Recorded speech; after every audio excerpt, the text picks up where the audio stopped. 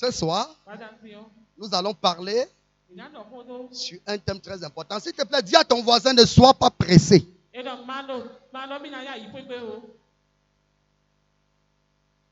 Alléluia. Alléluia. Ma fille, lis-moi dans le livre de Luc chapitre 5, à partir du verset 1.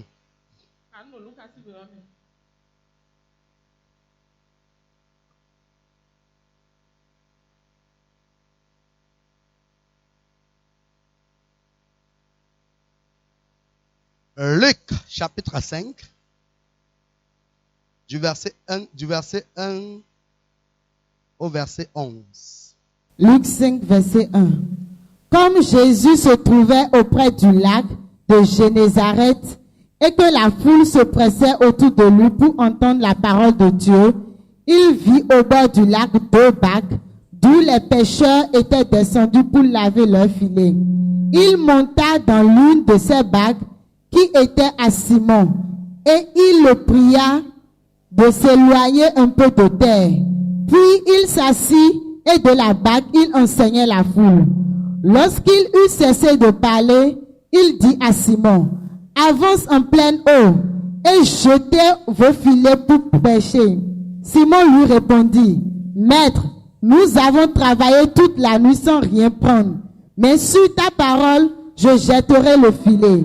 L'ayant jeté, il prit une grande quantité de poissons et leur filet se rompait. Il fit signe à leurs compagnons qui étaient dans l'autre bac de venir les aider. Il vint et il remplit les 2 bacs au point qu'elles enfonçaient. Quand il vit cela, Simon-Pierre tomba aux genoux de Jésus et dit, Seigneur, retire-toi de moi parce que je suis un homme pécheur. Car l'épouvante l'avait saisi, lui et tous ceux qui étaient avec lui, à cause de la pêche qu'il avait faite. Il en était de même de Jacques et de Jean, fils de Zébédée, les associés de Simon. Alors Jésus dit à Simon, ne crains point, désormais tu seras pêcheur d'hommes. Et ayant ramené les bacs à terre, il laissait tout et le suivit. Est-ce que tu peux acclamer pour la parole? Moi, je suis sûr que beaucoup de personnes n'ont pas saisi ce qu'on a lu. Alléluia. Alléluia. Qui a compris ce qu'on a lu là? Qui a saisi la lecture? Fais la main comme ça. Alléluia. Alléluia. S'il te plaît, ce soir, ne sois pas pressé parce que c'est très spécial. Je vais partager avec vous sur ce que j'ai intitulé L'hospitalité ouvre la porte du miracle.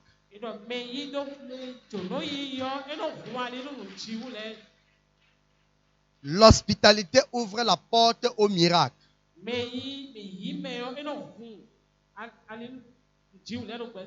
Répète après moi s'il te plaît.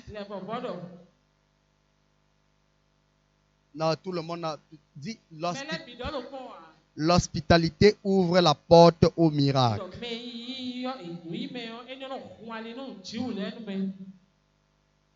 Répète à haute voix.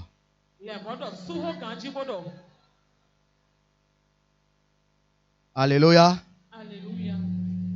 Il faut stabiliser le son là. Alléluia, c'est bon. Alléluia. Bien. Bien aimé. L'hospitalité ouvre la porte au miracle. L'hospitalité ouvre la porte au miracle. Alléluia. Alléluia. Le livre de Proverbes, il est écrit dans Proverbes que l'homme qui donne crée des temps favorables pour sa bénédiction. En fait, celui qui est hospitalier, celui qui accueille, celui qui reçoit, bénéficie toujours du bénéfice de l'hospitalité. L'apôtre Paul dit dans le livre de Hébreux chapitre 13 le verset 2 que quand on est hospitalier, On peut recevoir même des anges sans le savoir. Il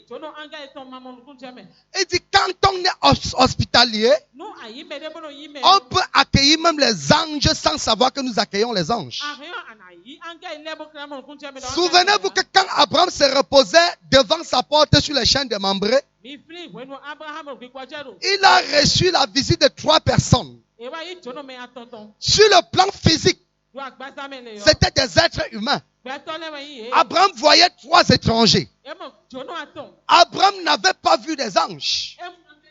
Mais il voyait qui? Il voyait des étrangers. Abraham ne savait pas que les 3 personnes qui étaient devant lui étaient Dieu. Abraham ne savait pas que les 3 personnes qui étaient devant lui étaient des anges qui sont venus le visiter. Mais la Bible dit que lorsque Abraham a vu les 3 personnes, les 3 étrangers, la Bible dit que les 3 personnes passaient. Et Abraham les a vus de loin, il a couru vers eux. Il leur a demandé de venir dans sa maison, de manger, de se laver les pieds et continuer leur chemin le lendemain. Est-ce que je parle à quelqu'un? Est-ce que je parle à quelqu'un? Voilà 3 personnes dont Abraham ne connaît ni d'Adam ni d'Ève. Mais Abraham décide quand même de partir les accueillir dans sa maison, même sans qu'eux ne leur demandent. Abraham les accueille dans sa maison, leur prépare à manger, lave leurs pieds et les entretient. La Bible dit que les 3 personnes passaient. En réalité, ces 3 personnes voulaient voir comment Abraham devait agir à leur égard. Il y a beaucoup de personnes ici qui ont fermé la porte aux anges sans le savoir. Il y a beaucoup de personnes qui ont refusé d'accueillir les anges chez eux ou bien d'accueillir les anges sans le savoir. Regardez l'attitude d'Abraham.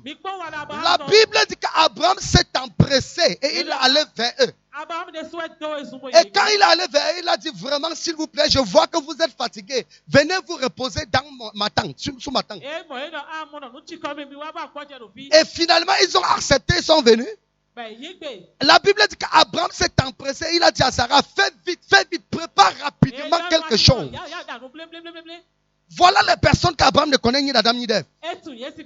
Mais il les accueille comme s'il les attendait. Bien aimé, l'hospitalité est quelque chose de très capital. L'hospitalité ouvre la porte au miracle. Il y a des situations qui vont se décanter dans ta vie si et seulement si tu es hospitalier vis-à-vis des gens. Parfois, quand je prie pour des gens, je vois certaines situations tellement compliquées. Et j'interroge le Seigneur. Et parfois le Seigneur me dit, demande à telle personne d'aller faire ceci ou cela. Demande à cette personne d'aller faire un don à telle ou telle personne. Demande à cette personne de se lever et aller aider une telle ou une telle personne. Pourquoi? Parce que l'hospitalité, ce que tu iras faire va créer des conditions favorables pour ta bénédiction. Une personne hospitalière est favorable pour la gloire. Une personne hospitalière est favorable pour la bénédiction. Donc la Bible dit que pendant que Jésus enseignait, il y avait la foule qui le pressait. La Bible dit que lorsque Jésus marchait dans les rues de Galilée, il y avait plus de 15 000 personnes qui le suivaient. Mais à un moment donné, Jésus ne pouvait plus supporter la pression de la foule. Jésus ne pouvait plus supporter rester là où il y a les gens parce que les gens le bousculaient. Et Jésus, la Bible dit, Jésus était près du lac. Et il y avait une seule possibilité pour Jésus. C'était de s'éloigner un peu pour pouvoir mieux enseigner le peuple. Parce qu'il y avait tellement la foule qu'il ne pouvait pas. On venait, on le bousculait, qu'il n'avait plus la capacité d'enseigner comme il se doit. Et donc la Bible dit que Jésus s'est avancé, il a vu 2 barques. Et il est monté dans l'une des barques sans même demander la permission au propriétaire. Il n'a pas demandé la permission au propriétaire. Et les propriétaires n'ont rien dit. Quand Jésus est monté sur la barque, il a demandé au propriétaire de la barque de s'éloigner un peu de la foule. Et le propriétaire de la barque s'est éloigné un peu de la foule. Et Jésus étant un peu plus dans l'eau, un peu au milieu de l'eau dans la barque, avait la possibilité d'enseigner la foule aisément et tranquillement. Et la Bible dit que lorsqu'il a commencé à les enseigner, à la fin de l'enseignement, il a demandé à Pierre que mère. Il a demandé au propriétaire de la barque. Parce que le propriétaire de la barque, c'était Pierre. Il a dit, mon fils. Il s'appelait encore Simon, il ne s'appelait pas encore Pierre. Il a dit, mon fils, qu'est-ce qui se passe? Je vois que vous n'avez rien eu. Jésus a dit, jetez le filet là-bas. Pierre a dit, nous avons péché toute la nuit. Nous avons péché toute la nuit. Et nous n'avons rien eu. Imaginez des personnes qui passent toute la nuit à faire une pêche sans attraper un moindre poisson. Et le matin, quelqu'un se présente et est monté dans leur barque. Et après avoir fait ce qu'il avait à faire, il dit, jetez vos filets là-bas. Il a demandé ainsi de jeter le filet là où ils ont pêché toute la nuit, ils n'ont rien vu. Mais il y a une chose qui a tapé mon esprit. Quand Jésus est parti monter sur le bateau de Pierre, Pierre n'a pas rejambé.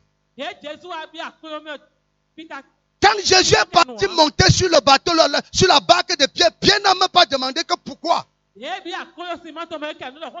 J'imagine un Zamiyaman qui travaille toute la nuit, ne travaille pas 5 francs, et quand tu le croises au carrefour par là, tu montes sur la moto, tu dis pardon, dépose-moi au carrefour, il t'a gêné rien.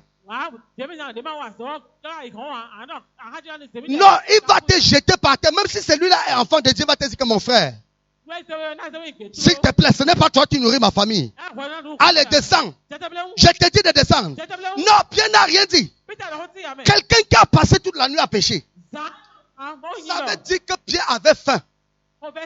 Il avait sommeil. Il était fâché. Parce qu'il n'y avait pas quelque chose pour nourrir sa famille à la maison. Mais quelqu'un vient monter dans son bateau sans rien lui dire. Et il dit avance. Avance. Et quand il avance, il obéit. Et il lui dit, il commence à prêcher. À la fin, il dit, jette ton filet là-bas. Jette ton filet là-bas. C'est un peu comme tu montais sur la moto de quelqu'un, tu disais, amène-moi au terrain de l'amitié. Le gars n'a rien travaillé toute la journée. Tu arrives au terrain de l'amitié. Tu lui dis, mon frère, je n'ai pas l'argent. Tourne comme ça, tu vas trouver les clients, tu vas les porter, tu auras l'argent pour toi. Non, je te dis que c'est le commissariat central qui va vous séparer là-bas. C'est le commissariat central, il va t'attraper là-bas. Tant que tu ne lui donnes pas l'argent, tu ne bouges pas. Mais Pierre n'a rien fait de cela. Qu'est-ce que Pierre a manifesté au Seigneur? Pierre a manifesté l'hospitalité. On dit quoi? L'hospitalité. Pierre a manifesté l'hospitalité vis-à-vis de Jésus. Et il n'a rien demandé. Et quand Jésus a dit Pierre, jette ton filet là-bas, Pierre n'a rien dit. La Bible dit que Pierre a dit, nous avons péché toute la nuit. Et nous n'avons rien eu. Mais sur ta parole, je vais jeter. Il dit, sur ta parole, je vais jeter. Une personne hospitalière ne se décourage jamais. Est-ce que je parle à quelqu'un? Est-ce que je parle à quelqu'un? Une personne hospitalière ne perd jamais courage.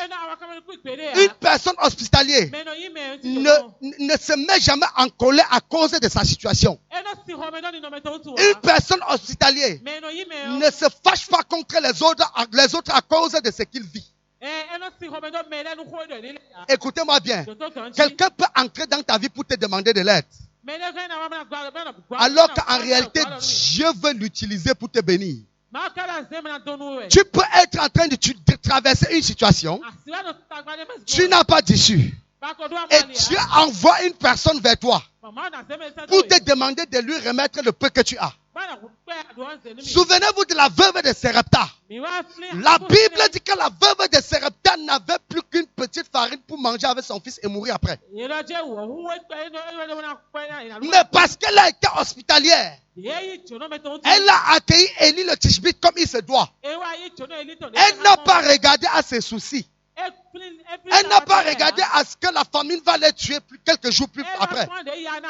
Parce qu'il lui manquait seulement il restait seulement une seule bol de farine. Il manquait seulement un seul bol de farine. Il devait prendre le bol là, manger avec son fils et mourir après. Mais quand Élie s'est présenté, il a accueilli Élie. Est-ce qu'il est resté à dire que non, là, la famine va me tuer? Est-ce qu'elle a commencé à se plaindre? Est-ce qu'elle a commencé à regarder sa situation? Bien aimé, quand une personne se présente devant toi et a besoin de l'aide, tu n'as pas besoin de regarder à ta situation pour l'aider. Parce que si tout le monde regarde à sa situation, on n'aidera jamais personne. Pour porter de l'aide à quelqu'un, on ne regarde pas ce qu'on a. Pour porter de l'aide à quelqu'un, on ne regarde pas ce qu'on vit. Mais pour porter de l'aide à quelqu'un, on regarde ce que la personne traverse. Est-ce que je parle à quelqu'un? Pour porter de l'aide à quelqu'un, on ne regarde pas à son avenir. On ne regarde pas à sa situation. Mais on regarde à la situation présente de la personne. Pourquoi? Parce que cette personne, Dieu n'a pas envoyé cette personne vers toi au hasard. Cette personne pouvait aller vers une autre personne. Mais si la personne est venue frapper à ta porte, ça veut dire que certainement Dieu veut faire quelque chose dans ta vie. Jésus dit, je me tiens à la porte et je frappe. Si quelqu'un ouvre la porte, j'entrerai chez lui. Tu dois savoir que chaque fois que quelqu'un s'est présenté devant toi pour poser un problème, et tu as regardé d'abord à ta situation avant de résoudre le problème de la personne, là tu as échoué. Pierre n'avait pas regardé qu'il n'avait pas péché toute la nuit. Il a accepté comme ça, il a accepté Jésus sans condition. Il a accepté porter de l'aide à Jésus sans condition. Et je t'assure, quand tu acceptes porter de l'aide sans condition, le miracle s'opère dans ta vie sans condition. Est-ce que je parle à quelqu'un? Est-ce que je parle à quelqu'un? Chaque fois que tu aides une personne, tu ouvres la porte la porte de bénédiction. Chaque fois que tu donnes une main, tu secoues quelqu'un, en fait, tu déclenches le processus du miracle dans ta vie. Parce que le miracle ne vient dans la vie de quelqu'un que par une grâce, par la grâce de Dieu. Si la grâce ne te localise pas, tu ne connaîtras jamais le miracle. On ne mérite pas le miracle. Je dis bien, on ne mérite pas le miracle. Le miracle s'acquiert gratuitement, c'est un don de Dieu. Et la seule façon pour activer cette grâce dans sa vie, c'est d'accueillir les gens comme Jésus le demande. Jésus a dit, chaque fois que vous avez donné un verre d'eau à l'un de mes plus petits, c'est à moi que vous l'avez fait. Donc chaque fois que tu acceptes d'accueillir quelqu'un, chaque fois que tu portes secours à quelqu'un, en réalité tu as posé un acte fort dans le royaume de Dieu. Tu as posé un acte fort dans le royaume céleste. Parce que le Seigneur Jésus-Christ cherche ceux-là qui ont le cœur pour aider les autres. Voilà Jésus qui vient sur le bateau de Pierre. Est-ce que vous savez que si Pierre avait dit à Jésus, vraiment, je suis fatigué, il n'allait pas voir le miracle? Si Pierre avait dit à Jésus, vraiment, là où je suis, j'ai travaillé toute la nuit, je suis fatigué, j'ai sommeil, s'il te plaît, débrouille-toi. Est-ce qu'il allait être récompensé après? Je te pose la question, est-ce qu'il allait être récompensé après? Bien-aimé, n'hésite jamais à porter de l'aide aux autres. Et ne regarde jamais à ta situation pour venir en aide à quelqu'un. Même si ta condition est pire que la condition de la personne qui a besoin de quelque chose. Même si ta condition est pire que la personne qui a besoin de l'aide dans cet instant-là. Bien aimé, autant que cela dépend de toi, aide-le. Dieu viendra, pourvoira pour ton besoin. Est-ce que je parle à quelqu'un? Est-ce que je parle à quelqu'un? Il y a beaucoup de personnes qui ont refoulé les anges sans le savoir. Il y a beaucoup de personnes qui ont rejeté les anges de l'Éternel sans le savoir. En fait, Dieu se déguise et se présente devant toi comme un enfant. Et il te demande de l'aide. Il a besoin de ton secours. Et toi, tu lui fermes ta porte. Chaque fois que tu as fermé ta porte à quelqu'un qui a besoin de ton secours, tu as fermé comme ça la porte à ton miracle. Chaque fois que tu as fermé la porte à quelqu'un qui a besoin de ton aide, tu as fermé la porte à ta bénédiction.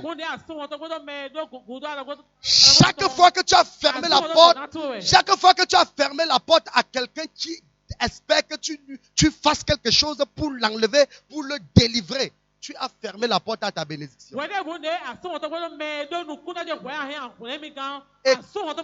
Et c'est parce que Pierre n'avait pas posé une condition avant d'amener Jésus dans son bateau que le miracle s'est produit dans sa vie. Le miracle s'est produit dans la vie de Pierre. La Bible dit que là où ils ont passé toute la nuit à pêcher, ils n'ont pas trouvé de poisson. Au